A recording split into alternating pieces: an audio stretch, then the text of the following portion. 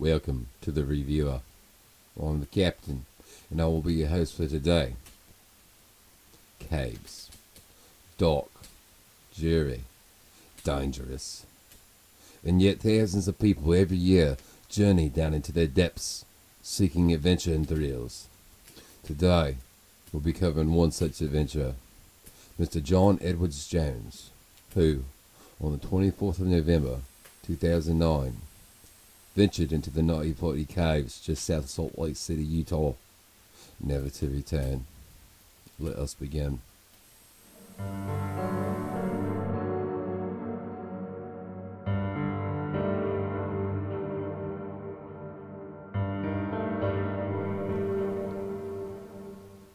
Although the Nutty Putty caves were widely considered to be beginner-friendly, they consisted of dozens of rooms connected by many systems of corridors, many of which were not explored.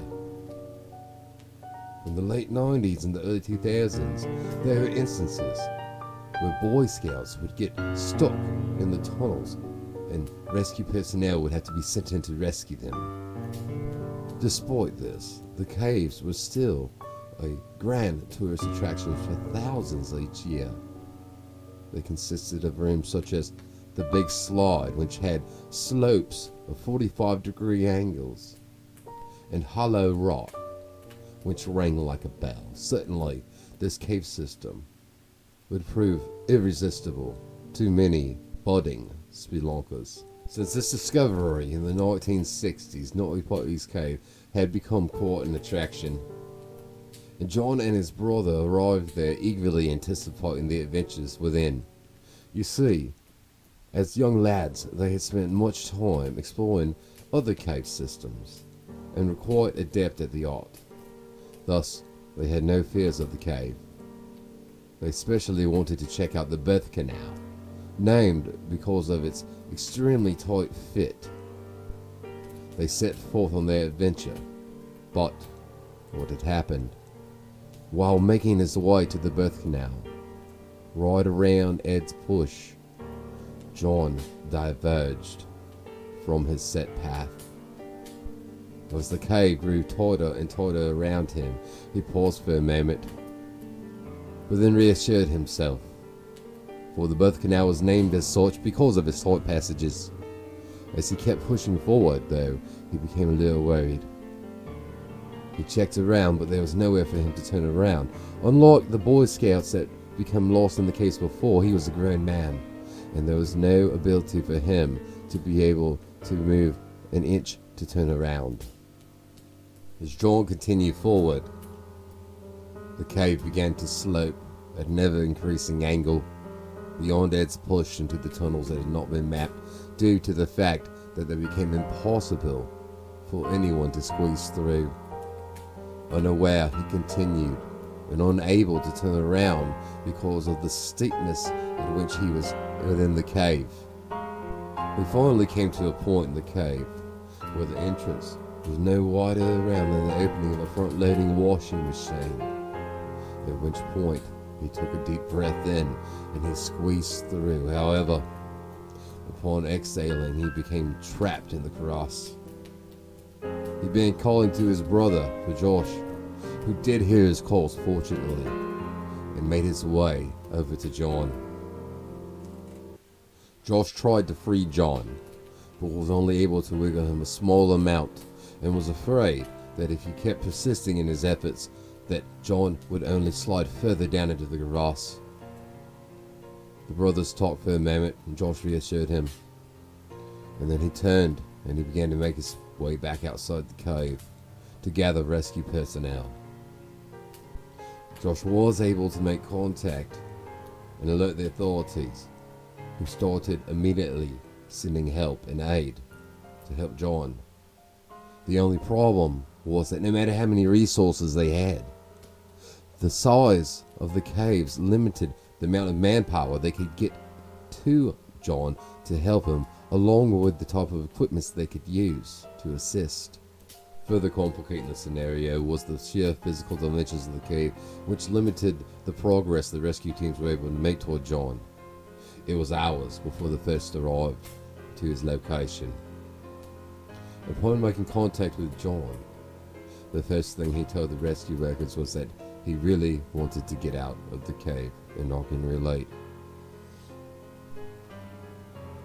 Initially, an effort was made to widen the hole that John was stuck in, but as the teams began to drill, dust kicked up in the air, and John began to shift, and they had to stop, fearing several different things. John was having a great deal of time breathing at this point, and the dust kicked up by the drilling did not help the situation. He was also hanging tentatively in his position,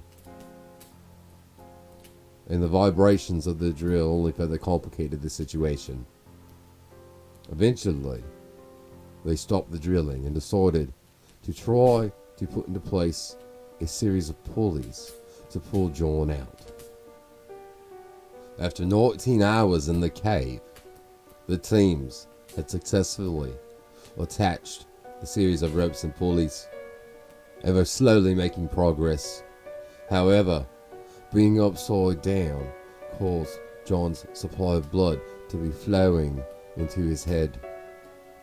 He was having difficulty breathing. Blood pooling in the brain can eventually cause blindness and death.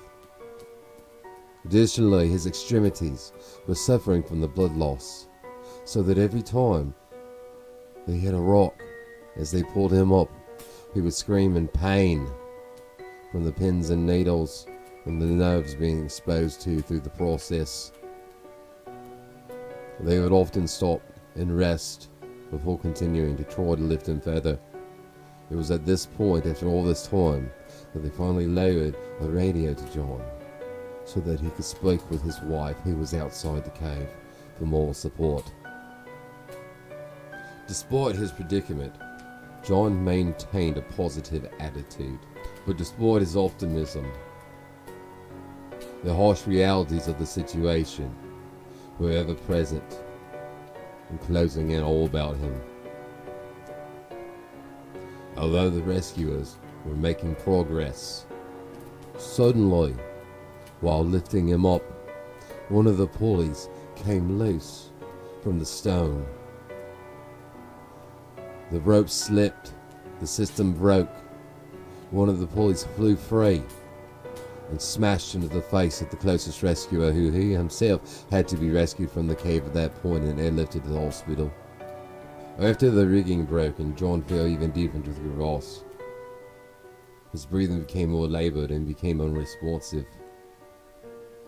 This came as a shock to his friends and family, of course, John being only 26 himself, with a small child at home and another on the way. The rescuers did all they could. At this point in time, they called for a doctor to come down to examine John to ascertain his state of being. It was with a heavy heart that at midnight, November 25th of 2009, that the doctors called John's time of death.